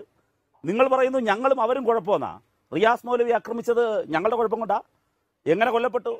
24 മണിക്കൂറിനകം പ്രതികളെ പിടിച്ചത് കൊണ്ടാ അങ്ങുൾപ്പെടുന്ന മലബാർ റീജിയനിലെ വലിയൊരു വർഗീയ കലാപം ഒഴിവായി പോയത് ഞങ്ങളുടെ ഗവൺമെന്റാ. 2, ഇവിടെ കൊടിഞ്ഞി ഫൈസലിനെ കൊലപ്പെടുത്തി. എന്തിന്റെ പേരിലായിരുന്നു? നിലമ്പൂരിലെ RSS ക്ഷേത്രം തകർത്തിട്ട് RSS പ്രവർത്തകർ തന്നെ ക്ഷേത്രം തകർത്ത് കലാപത്തിന് പ്രശ്നമുണ്ടാക്കി. എന്തേ കോൺഗ്രസ് ഇതിലൊന്നും പ്രതികരിച്ചില്ല? അല്ലല്ല, ഞാൻ പറയട്ടെ, ഇത് നല്ല കീഴ്വഴക്കമല്ല. അല്ലല്ല, അങ്ങ് പറഞ്ഞപ്പോ അങ്ങയുടെ ഊഴമെത്തുമ്പോ പറയൂ, ഞാൻ കേട്ടിരിക്കാം ക്ഷമയോടെ. എന്റെ ഊഴത്തിലാണ് പ്രതികരിച്ചില്ല എന്ന് തെറ്റാണ്. പ്രതികരിച്ചില്ല എന്ന് പ്രസ്താവന എന്നെക്കാൾ പ്രായമുള്ള എന്നെക്കാൾ അനുഭവ സമ്പത്തുള്ള ഒരാളാണ്. നമ്മൾ സംസാരിക്കുമ്പോ ഫാക്ട് സംസാരിക്കണം. RSS അക്രമങ്ങളെ കോൺഗ്രസ് പ്രതികരിച്ചില്ല എന്ന ഒരു സ്റ്റേറ്റ്മെന്റ് പറയാൻ പാടില്ല. അത് ഫാക്ച്വൽ അല്ല. ശരി, കഴിഞ്ഞു. അല്ലല്ല, അങ്ങിങ്ങനെ അപ്പോഴപ്പോഴും ഇടപെടേണ്ട രൂപത്തിൽ സംസാരിക്കരുത്. നേരത്തെ സംസാരിച്ചപ്പോൾ ഇടപെട്ടിട്ടില്ല. ഇടപെടേണ്ട രൂപത്തിൽ വാസ്തവവിരുദ്ധമായ കാര്യങ്ങൾ പ്രസ്താവിച്ചിട്ട് പോയിട്ട് പിന്നെ സമയം ഉണ്ടാവില്ല മറുപടി പറയാൻ. അതുകൊണ്ടാണ് ഇപ്പൊ തന്നെ മറുപടി പറയുന്നത്. കോൺഗ്രസ് RSS അക്രമങ്ങളെ കോൺഗ്രസ് ആണ് പ്രതികരിച്ചത്. ഇന്ത്യയിൽ കോൺഗ്രസിന്റെ വൈസ് പ്രസിഡന്റ് രാഹുൽ ഗാന്ധി ആക്രമിക്കപ്പെട്ടു. എന്നിട്ട് കോൺഗ്രസ് RSSനെതിരെ പ്രതികരിക്കുന്നില്ല എന്നിവിടെന്ന് പറഞ്ഞു കഴിഞ്ഞാൽ അതിനെതിരായിട്ട് പ്രതികരിക്കേണ്ടവർ തെറ്റാണ്. നിങ്ങളാണ് RSSുമായിട്ട് കൂട്ടുകൂടിയത്. നിങ്ങളാണ് BJP ആയിട്ട് കോൺഗ്രസിനെ എതിർക്കാൻ വേണ്ടി കേരളത്തിലും ദൗർബല്യമായ അഭിലാഷ് കാണുന്നില്ല. മറുപടി അപ്പോൾ തന്നെ മറുപടി പറഞ്ഞോളൂ. രാഹുൽ ഗാന്ധി കോൺഗ്രസിന്റെ ഉപാധ്യക്ഷനെ പോലും കോൺഗ്രസ്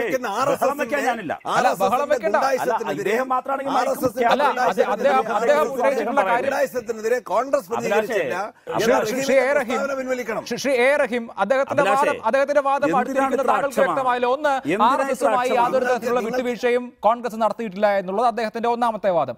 രണ്ടാമത്തെ വാദം, ഇടതുപക്ഷമാണ് അങ്ങനെയുള്ള വിട്ടുവീഴ്ചകൾ നടത്തിയിട്ടുള്ളത് എന്നുള്ളതാണ്. ഈ 2 വിഷയങ്ങളിലും താങ്കൾക്ക് പ്രതികരിക്കാം. എന്നിട്ട് എനിക്ക് BJPയുടെ പ്രതികരണത്തിലേക്ക് പോകാം. വളരെ പെട്ടെന്ന് ശ്രീ റഹീം. നിങ്ങളാണ് ഫസലിനെയും കൊലപ്പെടുത്തിയത്. അഭിലാഷേ, പറയൂ. അല്ല, അഭിലാഷ് ഇടപെടേണ്ടതായിരുന്നു ഇതിനകം തന്നെ. അല്ല, ഞാൻ ഇടപെട്ടല്ലോ. ഞാൻ ഈ ചർച്ചയ്ക്ക് ഗുണകരമല്ലാത്ത വിധം ഇടപെട്ടാൽ എന്നെ തടയാനും സണ്ണി ജോസഫ് അങ്ങനെ ഇടപെട്ടാൽ അങ്ങ് നോക്കി നിൽക്കരുത്, ഇടപെടണം. ഇല്ല, നോക്കി നിൽക്കുന്നില്ല. ഞാൻ ഇടപെട്ടുവല്ലോ. ഞാൻ പറയുന്നത് കേൾക്കുന്നില്ല എന്നുണ്ടോ? ഞാൻ പറയുന്നത് ഇതാണ്. അദ്ദേഹം 2 പോയിന്റ് മുന്നോട്ട് വെച്ചു. അതിനുള്ള മറുപടി പറഞ്ഞിട്ട് എനിക്ക് അടുത്ത വിഷയത്തിലേക്ക് എന്ന് വെച്ചാൽ ഇതുമായി ബന്ധപ്പെട്ട അടുത്ത കാര്യത്തിലേക്ക് പോവാം. എന്താ കഷ്ടം. ഞാൻ അഭിലാഷേ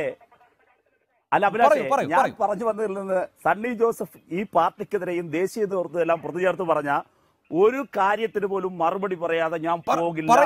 പറയൂ. എല്ലാറ്റിനും മറുപടി ഉണ്ട്. മറുപടി കേൾക്കാൻ അദ്ദേഹത്തിന് എന്താ ഇങ്ങനെയൊക്കെ? ഒരു നിമിഷം പറയാൻ ശ്രമിക്കല്ലേ? ഞാൻ വളരെ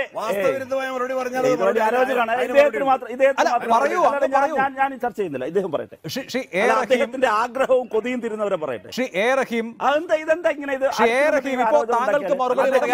വിഷയങ്ങൾ താങ്കളുടെ മുമ്പിലുണ്ടല്ലോ. CPIM തമ്മിൽ തർക്കിച്ച് തീരുമാനമെടുക്കേണ്ട കാര്യമല്ലല്ലോ. നിങ്ങൾ അങ്ങോട്ടും ഇങ്ങോട്ടും തർക്കിക്കേണ്ട ആളുകളല്ലല്ലോ. ഇപ്പോ ഉന്നയിക്കപ്പെട്ട വിഷയങ്ങൾക്ക് ശ്രീ റഹീം താങ്കളുടെ ഭാഗത്തു നിന്നുള്ള മറുപടി നമുക്ക് വേഗം ചർച്ച മുന്നോട്ട് കൊണ്ടുപോകാം. അല്ല, അഭിലാഷ് പറയൂ. അഭിലാഷ്, ഞാൻ ആവർത്തിച്ചു പറയുന്നു, RSS എന്ന് പറയുന്ന ഭീകര സംഘടനയുടെ ഭീകരതയെക്കുറിച്ച് ഇപ്പോഴും മനസ്സിലാക്കാൻ കഴിയാത്തതോ അല്ലെങ്കിൽ പ്രതികരിക്കാൻ കഴിയാത്ത വിധം അശക്തരാണ് കോൺഗ്രസ്. യാതൊരു സംശയവും വേണ്ട. ഞാൻ പറയട്ടെ സാറേ, ഞാൻ അങ്ങേക്ക് അവസരം തരാം. ഒരു സെക്കൻഡ് ശ്രീ സണ്ണി ജോസഫ് MLA, ഞാൻ അങ്ങേക്ക് അവസരം തരാം. ആ പോയിന്റ് പൂർത്തീകരിക്കട്ടെ. പറയൂ. വേറൊരു കാര്യം പറയൂ. ഇവർ കോൺഗ്രസ് പ്രവർത്തകർ ഇദ്ദേഹത്തിന്റെ ജില്ലയിലാണല്ലോ BJP വിട്ട് ഞങ്ങളോടൊപ്പം വന്ന ഇന്ന് CPIM-ന്റെ നേതൃത്വത്തിൽ ബ്ലോക്ക് പ്രസിഡന്റായി ജോലിയെടുക്കുന്ന ശ്രീ അശോകൻ, അദ്ദേഹത്തിന്റെ വീട് ആക്രമിച്ചത് കോൺഗ്രസിന്റെ പ്രസ്താവന ഒന്ന് കാട്ടിത്ത.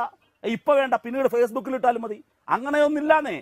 BJP-യുടെ ആക്രമങ്ങൾ, ഇപ്പോൾ രാഷ്ട്രീയ സംഘർഷങ്ങൾ അവിടെ നിൽക്കട്ടെ, നിങ്ങൾ BJP-ക്കൊപ്പമോ അല്ലെങ്കിൽ രണ്ടുപേരും തുല്യമെന്നോ പറയട്ടെ. നാടിനെ തകർക്കാൻ നടക്കുന്ന കലാപ നീക്കങ്ങൾ RSS നടത്തുമ്പോൾ നിങ്ങൾ എന്തേ മൗനം ഭജിക്കുന്നു? ഇതാണ് എന്റെ ചോദ്യം.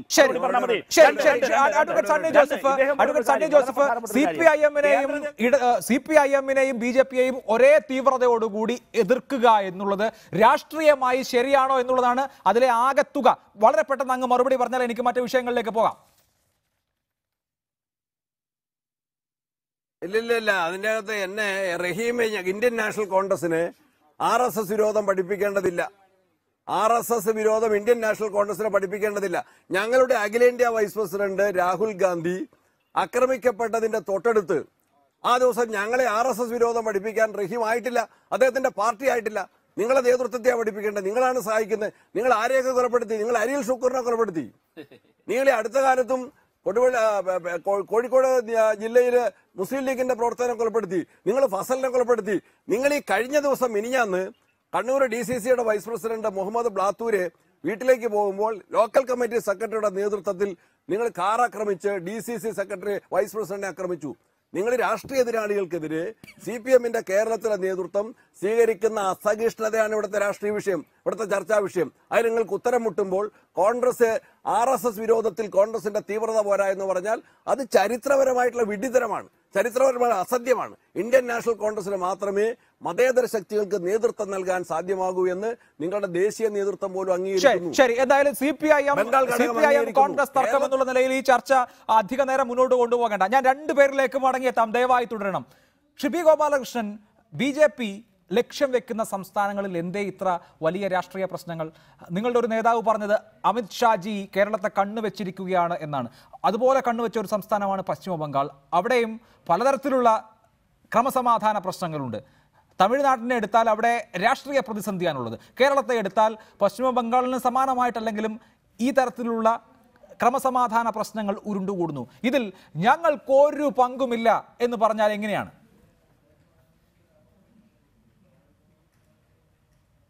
വാസ്തവത്തിൽ അഭിലാഷിന്റെ ചർച്ച വളരെ കൃത്യമായ രീതിയിലേക്ക് എത്തിച്ചത് സണ്ണി ജോർജാണ്. അദ്ദേഹം പറഞ്ഞു, ഇന്ന് കേരളത്തിൽ നടക്കുന്ന രാഷ്ട്രീയ കൊലപാതകങ്ങളും രാഷ്ട്രീയ അക്രമങ്ങളും CPM-ന്റെ അസഹിഷ്ണുതയാണ്. വാസ്തവത്തിൽ യാഥാർത്ഥ്യം പറഞ്ഞത് ഇപ്പൊ സണ്ണി ജോർജാണ്. നിങ്ങളുടെ ചർച്ച പോയത് കൃത്യമായ രീതിയിലേക്കാണ്. അതിനെ ഞാൻ സ്വാഗതം ചെയ്യുകയാണ്. ഞാൻ ഒന്ന് പറഞ്ഞുകൊണ്ട് അത് തുടങ്ങി ഒന്നുകൂടി പറഞ്ഞുകൊണ്ട് തീർക്കട്ടെ. സണ്ണി ജോർജ് ഒരു പുതിയ വാർത്തയും കൂടി തരാം. ഇന്നലെ CPM-ന്റെ ആളുകളാണ് കോൺഗ്രസിന്റെ പഞ്ചായത്ത് മെമ്പറെ അടിച്ച് കയ്യും കാലും തൃശ്ശൂർ ഓടിച്ചിട്ടുണ്ട്, വനിതാ മെമ്പറാ. ഇനി ഞാൻ അഭിലാഷിനോട് ഒരു കാര്യം പറയുന്നു. നേരത്തെ ഇവിടെ റഹീം വലിയ ബഹളം വെച്ചല്ലോ, അത് പറഞ്ഞിട്ട് നിങ്ങൾ പറഞ്ഞതിന്റെ മറുപടി ഞാൻ പറയാം. റഹീമെ, കേരളത്തിന്റെ ചരിത്രത്തിൽ ഏറ്റവും കൂടുതൽ മുസ്ലിം ന്യൂനപക്ഷ വിഭാഗങ്ങളെ കൊന്നത് CPM-ആ. ധൈര്യമുണ്ടെങ്കിൽ എൻ്റെ ഈ വെല്ലുവിളി നിങ്ങൾ സ്വീകരിക്കുക. നിങ്ങൾ അഭിലാഷുമായിട്ട് ഒരു ചർച്ച സംഘടിപ്പിക്കുക. കാസർഗോഡ് തൊട്ട് തിരുവനന്തപുരം വരെയുള്ള ജില്ലകളുടെ മുസ്ലിം ന്യൂനപക്ഷങ്ങളെ നാദാപുരത്തടക്കം നിങ്ങൾ കൊലപ്പെടുത്തിയതിന്റെ കഥകളും കൃത്യമായിട്ടുള്ള രേഖകളും പുതിയ പുസ്തകം വന്നിട്ടുണ്ടോ, ആ പുസ്തകത്തിൽ പറയുന്നത് അടക്കമുള്ള കാര്യം ഞാൻ കൊണ്ടുവരാം. അഭിലാഷ് ചർച്ച നയിക്കട്ടെ. ധൈര്യമുണ്ടെങ്കിൽ എൻ്റെ വെല്ലുവിളി ഏറ്റെടുക്കുക. ഈ കേരളത്തില് ദളിതുകളെ ഏറ്റവും കൂടുതൽ കൊന്നത് നിങ്ങൾ, മുസ്ലിം ലീഗിനെ മുസ്ലിം പ്രവർത്തകരെ ഏറ്റവും കൂടുതൽ കൊന്നത് നിങ്ങൾ, നിരപരാധികളായ പിന്നോക്ക വിഭാഗങ്ങളെ ഏറ്റവും കൂടുതൽ കൊന്നത് നിങ്ങൾ. അസഹിഷ്ണുത നിങ്ങൾ മാറ്റിയാൽ കേരളത്തിൽ സഹിഷ്ണുതയുണ്ടാവും, കേരളത്തിൽ സമാധാനം ഉണ്ടാവും. അതിന് അമിത്ഷായുടെ കണ്ണു നോക്കിയിട്ട് കാര്യമില്ല അഭിലാഷെ. അമിത്ഷാ കണ്ണുവെക്കും, അത് കേരളമല്ല ഇന്ത്യ മുഴുവൻ കണ്ണുവെക്കും. ഞങ്ങൾ ദേശീയ പാർട്ടി മുക്ത കേരളം ഉണ്ടാക്കാൻ ഞങ്ങൾ ശ്രമിക്കും. അത് ഞങ്ങളുടെ ഇപ്പോ ഉന്നയിക്കപ്പെട്ട വാദങ്ങൾക്കുള്ള മറുപടി പ്രവർത്തനമാണ്.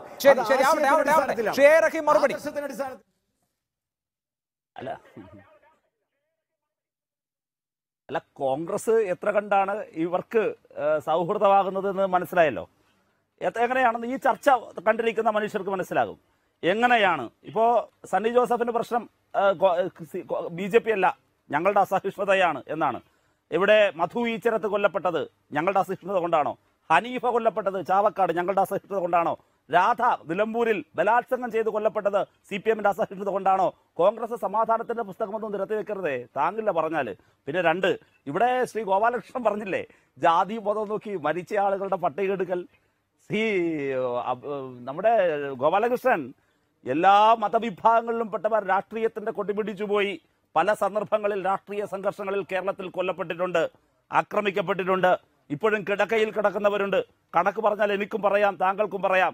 ഇനി അങ്ങനെ കണക്ക് പറയാൻ ഒരു അവസരം ഉണ്ടാകരുത് കേരളത്തിൽ എന്നാണ് ഈ ഗവൺമെന്റ് ആഗ്രഹിക്കുന്നത്, CPM ആഗ്രഹിക്കുന്നത്. ഞാൻ എണ്ണി പറഞ്ഞത് മുസ്ലിം നാമധാരികളായതുകൊണ്ട് നിങ്ങൾ രാഷ്ട്രീയ സംഘർഷത്തിന്റെ ഭാഗമായി വെക്കണ്ട. ഞാൻ പറഞ്ഞത് ഒരു മൗലവിയെ ദുരൂഹ സാഹചര്യത്തിൽ കൊല ചെയ്ത് പ്രതികളെ തിരശീലയ്ക്ക് പിറകിൽ നിർത്തി നാട്ടിൽ കലാപം ഉണ്ടാക്കാൻ താങ്കളുടെ പാർട്ടി ശ്രമിച്ചു. കൊലപ്പെടുത്തി.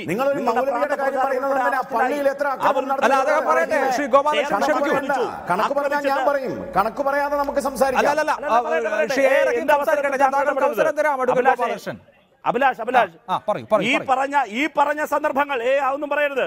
ഈ പറഞ്ഞ സന്ദർഭങ്ങൾ ഞാൻ വർഷങ്ങൾക്ക് മുമ്പ് നടന്ന കേശവദാസപുരം പള്ളി അക്രമത്തിലേക്കൊന്നും പോകുന്നില്ല. റീസെന്റ് നടന്ന വർഗീയ കലാപത്തിന് ആസൂത്രണം ചെയ്തുകൊണ്ട് നടപ്പിലാക്കിയ ഇത്തരം പദ്ധതികൾ, ആ പദ്ധതികളെ തള്ളിക്കളഞ്ഞുകൊണ്ട് സണ്ണി ജോസഫ് ഇപ്പൊ പറയണ്ട. ഇപ്പോൾ ഞാൻ തെളിവ് ചോദിക്കുന്നില്ല. ഫേസ്ബുക്കിൽ സണ്ണി ജോസഫ് കുറിക്കട്ടെ. ഞാൻ വിനയപൂർവ്വം ചോദിക്കുന്നു, ഇതിലേതെങ്കിലും ഒരു സംഭവത്തെ RSSനെ പ്രതിക്കൂട്ടിൽ നിർത്തി അപലപിച്ച് കോൺഗ്രസ് വീക്ഷണം പത്രത്തിലെങ്കിലും പ്രസിദ്ധീകരിച്ച വാർത്താക്കുറിപ്പ് വിനയപൂർവ്വം ഞാൻ പറയുന്നു, ഫേസ്ബുക്ക് ഉപയോഗിക്കുന്ന സണ്ണി ജോസഫ് ഫേസ്ബുക്കിലിടാൻ തയ്യാറുണ്ടോ? ഞാൻ ഇവിടെ പറയണമെന്ന് പറയുന്നില്ല, മുട്ടാപ്പൊക്കെ പറയുന്നില്ല. 2, CPM-ന്റെ കേന്ദ്രീയ ദേശീയ നേതൃത്വത്തെ കുറിച്ച് പറയാണ്. എത്ര വലിയ സണ്ണി ജോസഫിനെ പോലെ ഒരാൾ എത്ര കണ്ട് അറിവില്ലാതെയാണ് പറഞ്ഞത്. സാർ, ഞങ്ങളുടെ പരമോന്നതമായ രാഷ്ട്രീയ തീരുമാനമെടുക്കുന്നത് CPM-ന്റെ പാർട്ടി കോൺഗ്രസ് ആണ്. അതിനപ്പുറത്ത് ഞങ്ങൾക്കൊരു വേദിയില്ല. ആ പാർട്ടി കോൺഗ്രസ് എടുത്ത തീരുമാനം പബ്ലിക് ഡൊമൈനിൽ ലഭ്യമാണ്. എടുത്ത് വായിക്ക്. ഞങ്ങൾ പറയുന്നു, ഞങ്ങൾക്ക് ഈ രാജ്യത്തെ പ്രധാനപ്പെട്ട ശത്രു RSS. അതേസമയം തന്നെ നവലിബറൽ നയങ്ങളും ചുമന്നുകൊണ്ട് നടക്കുന്ന കോൺഗ്രസിനെ കൂട്ടുപിടിച്ചു മുന്നോട്ട് പോകാനാകില്ല. അതിൽ ബംഗാൾ നേതൃത്വമെന്നോ CPM-ന്റെ നേതൃത്വമോ ഇതൊന്നുമില്ല. അങ്ങനെയൊന്നുമില്ല. അതൊക്കെ നിങ്ങളുടെ കഥകളാണ്. ഞാൻ അഡ്വക്കേറ്റ് സണ്ണി ജോസഫ് MLA അങ്ങേക്ക് മറുപടി പറയാൻ അവസരം നൽകാം. അതിനു മുൻപ് ഒരു പ്രധാനപ്പെട്ട കാര്യം, ശ്രീ B. ഗോപാലകൃഷ്ണൻ, ശരിയാണ്, കേരളത്തിൽ രാഷ്ട്രീയ കൊലപാതകങ്ങളിൽ ധാരാളം പേർ മരിച്ചിട്ടുണ്ട്. അതിൽ മുസ്ലിങ്ങൾ ഉണ്ടാകും, ദളിതരുണ്ടാകും, മറ്റു പിന്നാക്കക്കാരുണ്ടാകും, സവർണരും ഉണ്ടാകും. അത് പക്ഷേ അവർ മുസ്ലിങ്ങളായതുകൊണ്ടോ ദളിതരായതുകൊണ്ടോ പിന്നാക്കക്കാരായതുകൊണ്ടോ സവർണരായതുകൊണ്ടോ കൊല്ലപ്പെട്ടതല്ല, രാഷ്ട്രീയ അക്രമങ്ങളിൽ കൊല്ലപ്പെട്ട ആളുകളാണ്. അപ്പോൾ അവരെ ജാതി തിരിച്ച് ഇന്ന കള്ളികളിൽ എത്ര പേർ എന്നുള്ളത് അന്വേഷിക്കുന്നത് ശരിയായ കാര്യമാണോ എന്നുള്ളത് മാത്രമല്ല, ഇവിടെ ചൂണ്ടിക്കാണിക്കപ്പെട്ട 2 കൊലപാതകങ്ങൾ, റിയാസ് മൗലവിയുടെ കൊലപാതകവും അതുപോലെ കൊടിഞ്ഞി ഫൈസലിന്റെ കൊലപാതകവും, അത് വർഗീയ സ്വഭാവമുള്ള കൊലകൾ തന്നെയാണ്. അതിപ്പോൾ താങ്കൾ തന്നെ നേരത്തെ പറഞ്ഞിട്ടുള്ള പോലീസിന്റെ FIR-ഉം റിമാൻഡ് റിപ്പോർട്ടിനും കുറ്റപത്രവും ഒക്കെ വായിച്ചു നോക്കിയാൽ നമുക്ക് വളരെ കൃത്യമാകും അതിൽ പ്രതികളായിട്ടുള്ളവർ RSS ബന്ധമുള്ള ആളുകളുമാണ്. അപ്പോൾ രാഷ്ട്രീയ കൊലപാതകത്തിന്റെ ഭാഗമായി മുസ്ലിം നാമധാരികൾ കൊല്ലപ്പെടുന്നതും വർഗീയ സംഘർഷത്തിൽ മുസ്ലിം നാമധാരികൾ കൊല്ലപ്പെടുന്നതും രണ്ടും രണ്ടാണ്. ഈ പിണറായി വിജയൻ സർക്കാർ അധികാരമേറ്റതിന് ശേഷം നടന്നിട്ടുള്ള 2 കൊലപാതകങ്ങൾ, റഹീം എടുത്തു പറഞ്ഞിട്ടുള്ള 2 കൊലപാതകങ്ങൾ വർഗീയ സ്വഭാവമുള്ള കൊലപാതകങ്ങളാണ്. ആരാണ് അതിലെ പ്രതികൾ?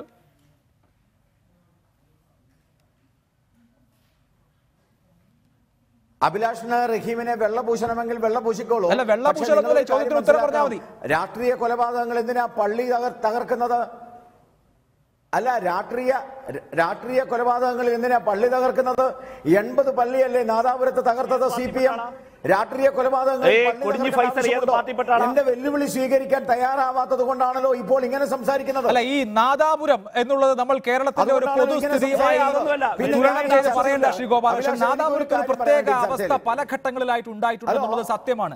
നാദാപുരത്തെ കേരളത്തിന് ഒരു ക്രോസ് സെക്ഷൻ ആയിട്ട് എടുക്കണ്ട. ബാക്കി രാഷ്ട്രീയ കൊലപാതകങ്ങളുടെ കാര്യം പറയൂ. നാദാപുരത്ത് ചില അനിഷ്ട സംഭവങ്ങൾ ഉണ്ടായിട്ടുണ്ട്, ശരിയാണ് താങ്കൾ പറയുന്നത് മാതിരി. അത് പക്ഷേ CPIM മുസ്ലിം ലീഗ് സംഘർഷത്തെക്കാൾ ഉപരിയായിട്ടുള്ള വർഗീയ സംഘർഷങ്ങൾ അവിടെ നടന്നിട്ടുള്ളത് കൊണ്ടാണ്. അത് താങ്കൾക്ക് അറിയാത്തതല്ലോ. എന്നാ പിന്നെ നമുക്ക് നാദാപുരം വിടാം. തിരൂര് സംഭവിച്ചത് എന്താ? ഇപ്പൊ ഈ പിണറായി വിജയൻ അധികാരത്തിൽ വന്നതിന് ശേഷം തിരൂര് സംഭവിച്ചതിന്റെ കാര്യം കൂടി പറയാം. തിരൂര് സംഘടിപ്പിച്ചത് എന്താ?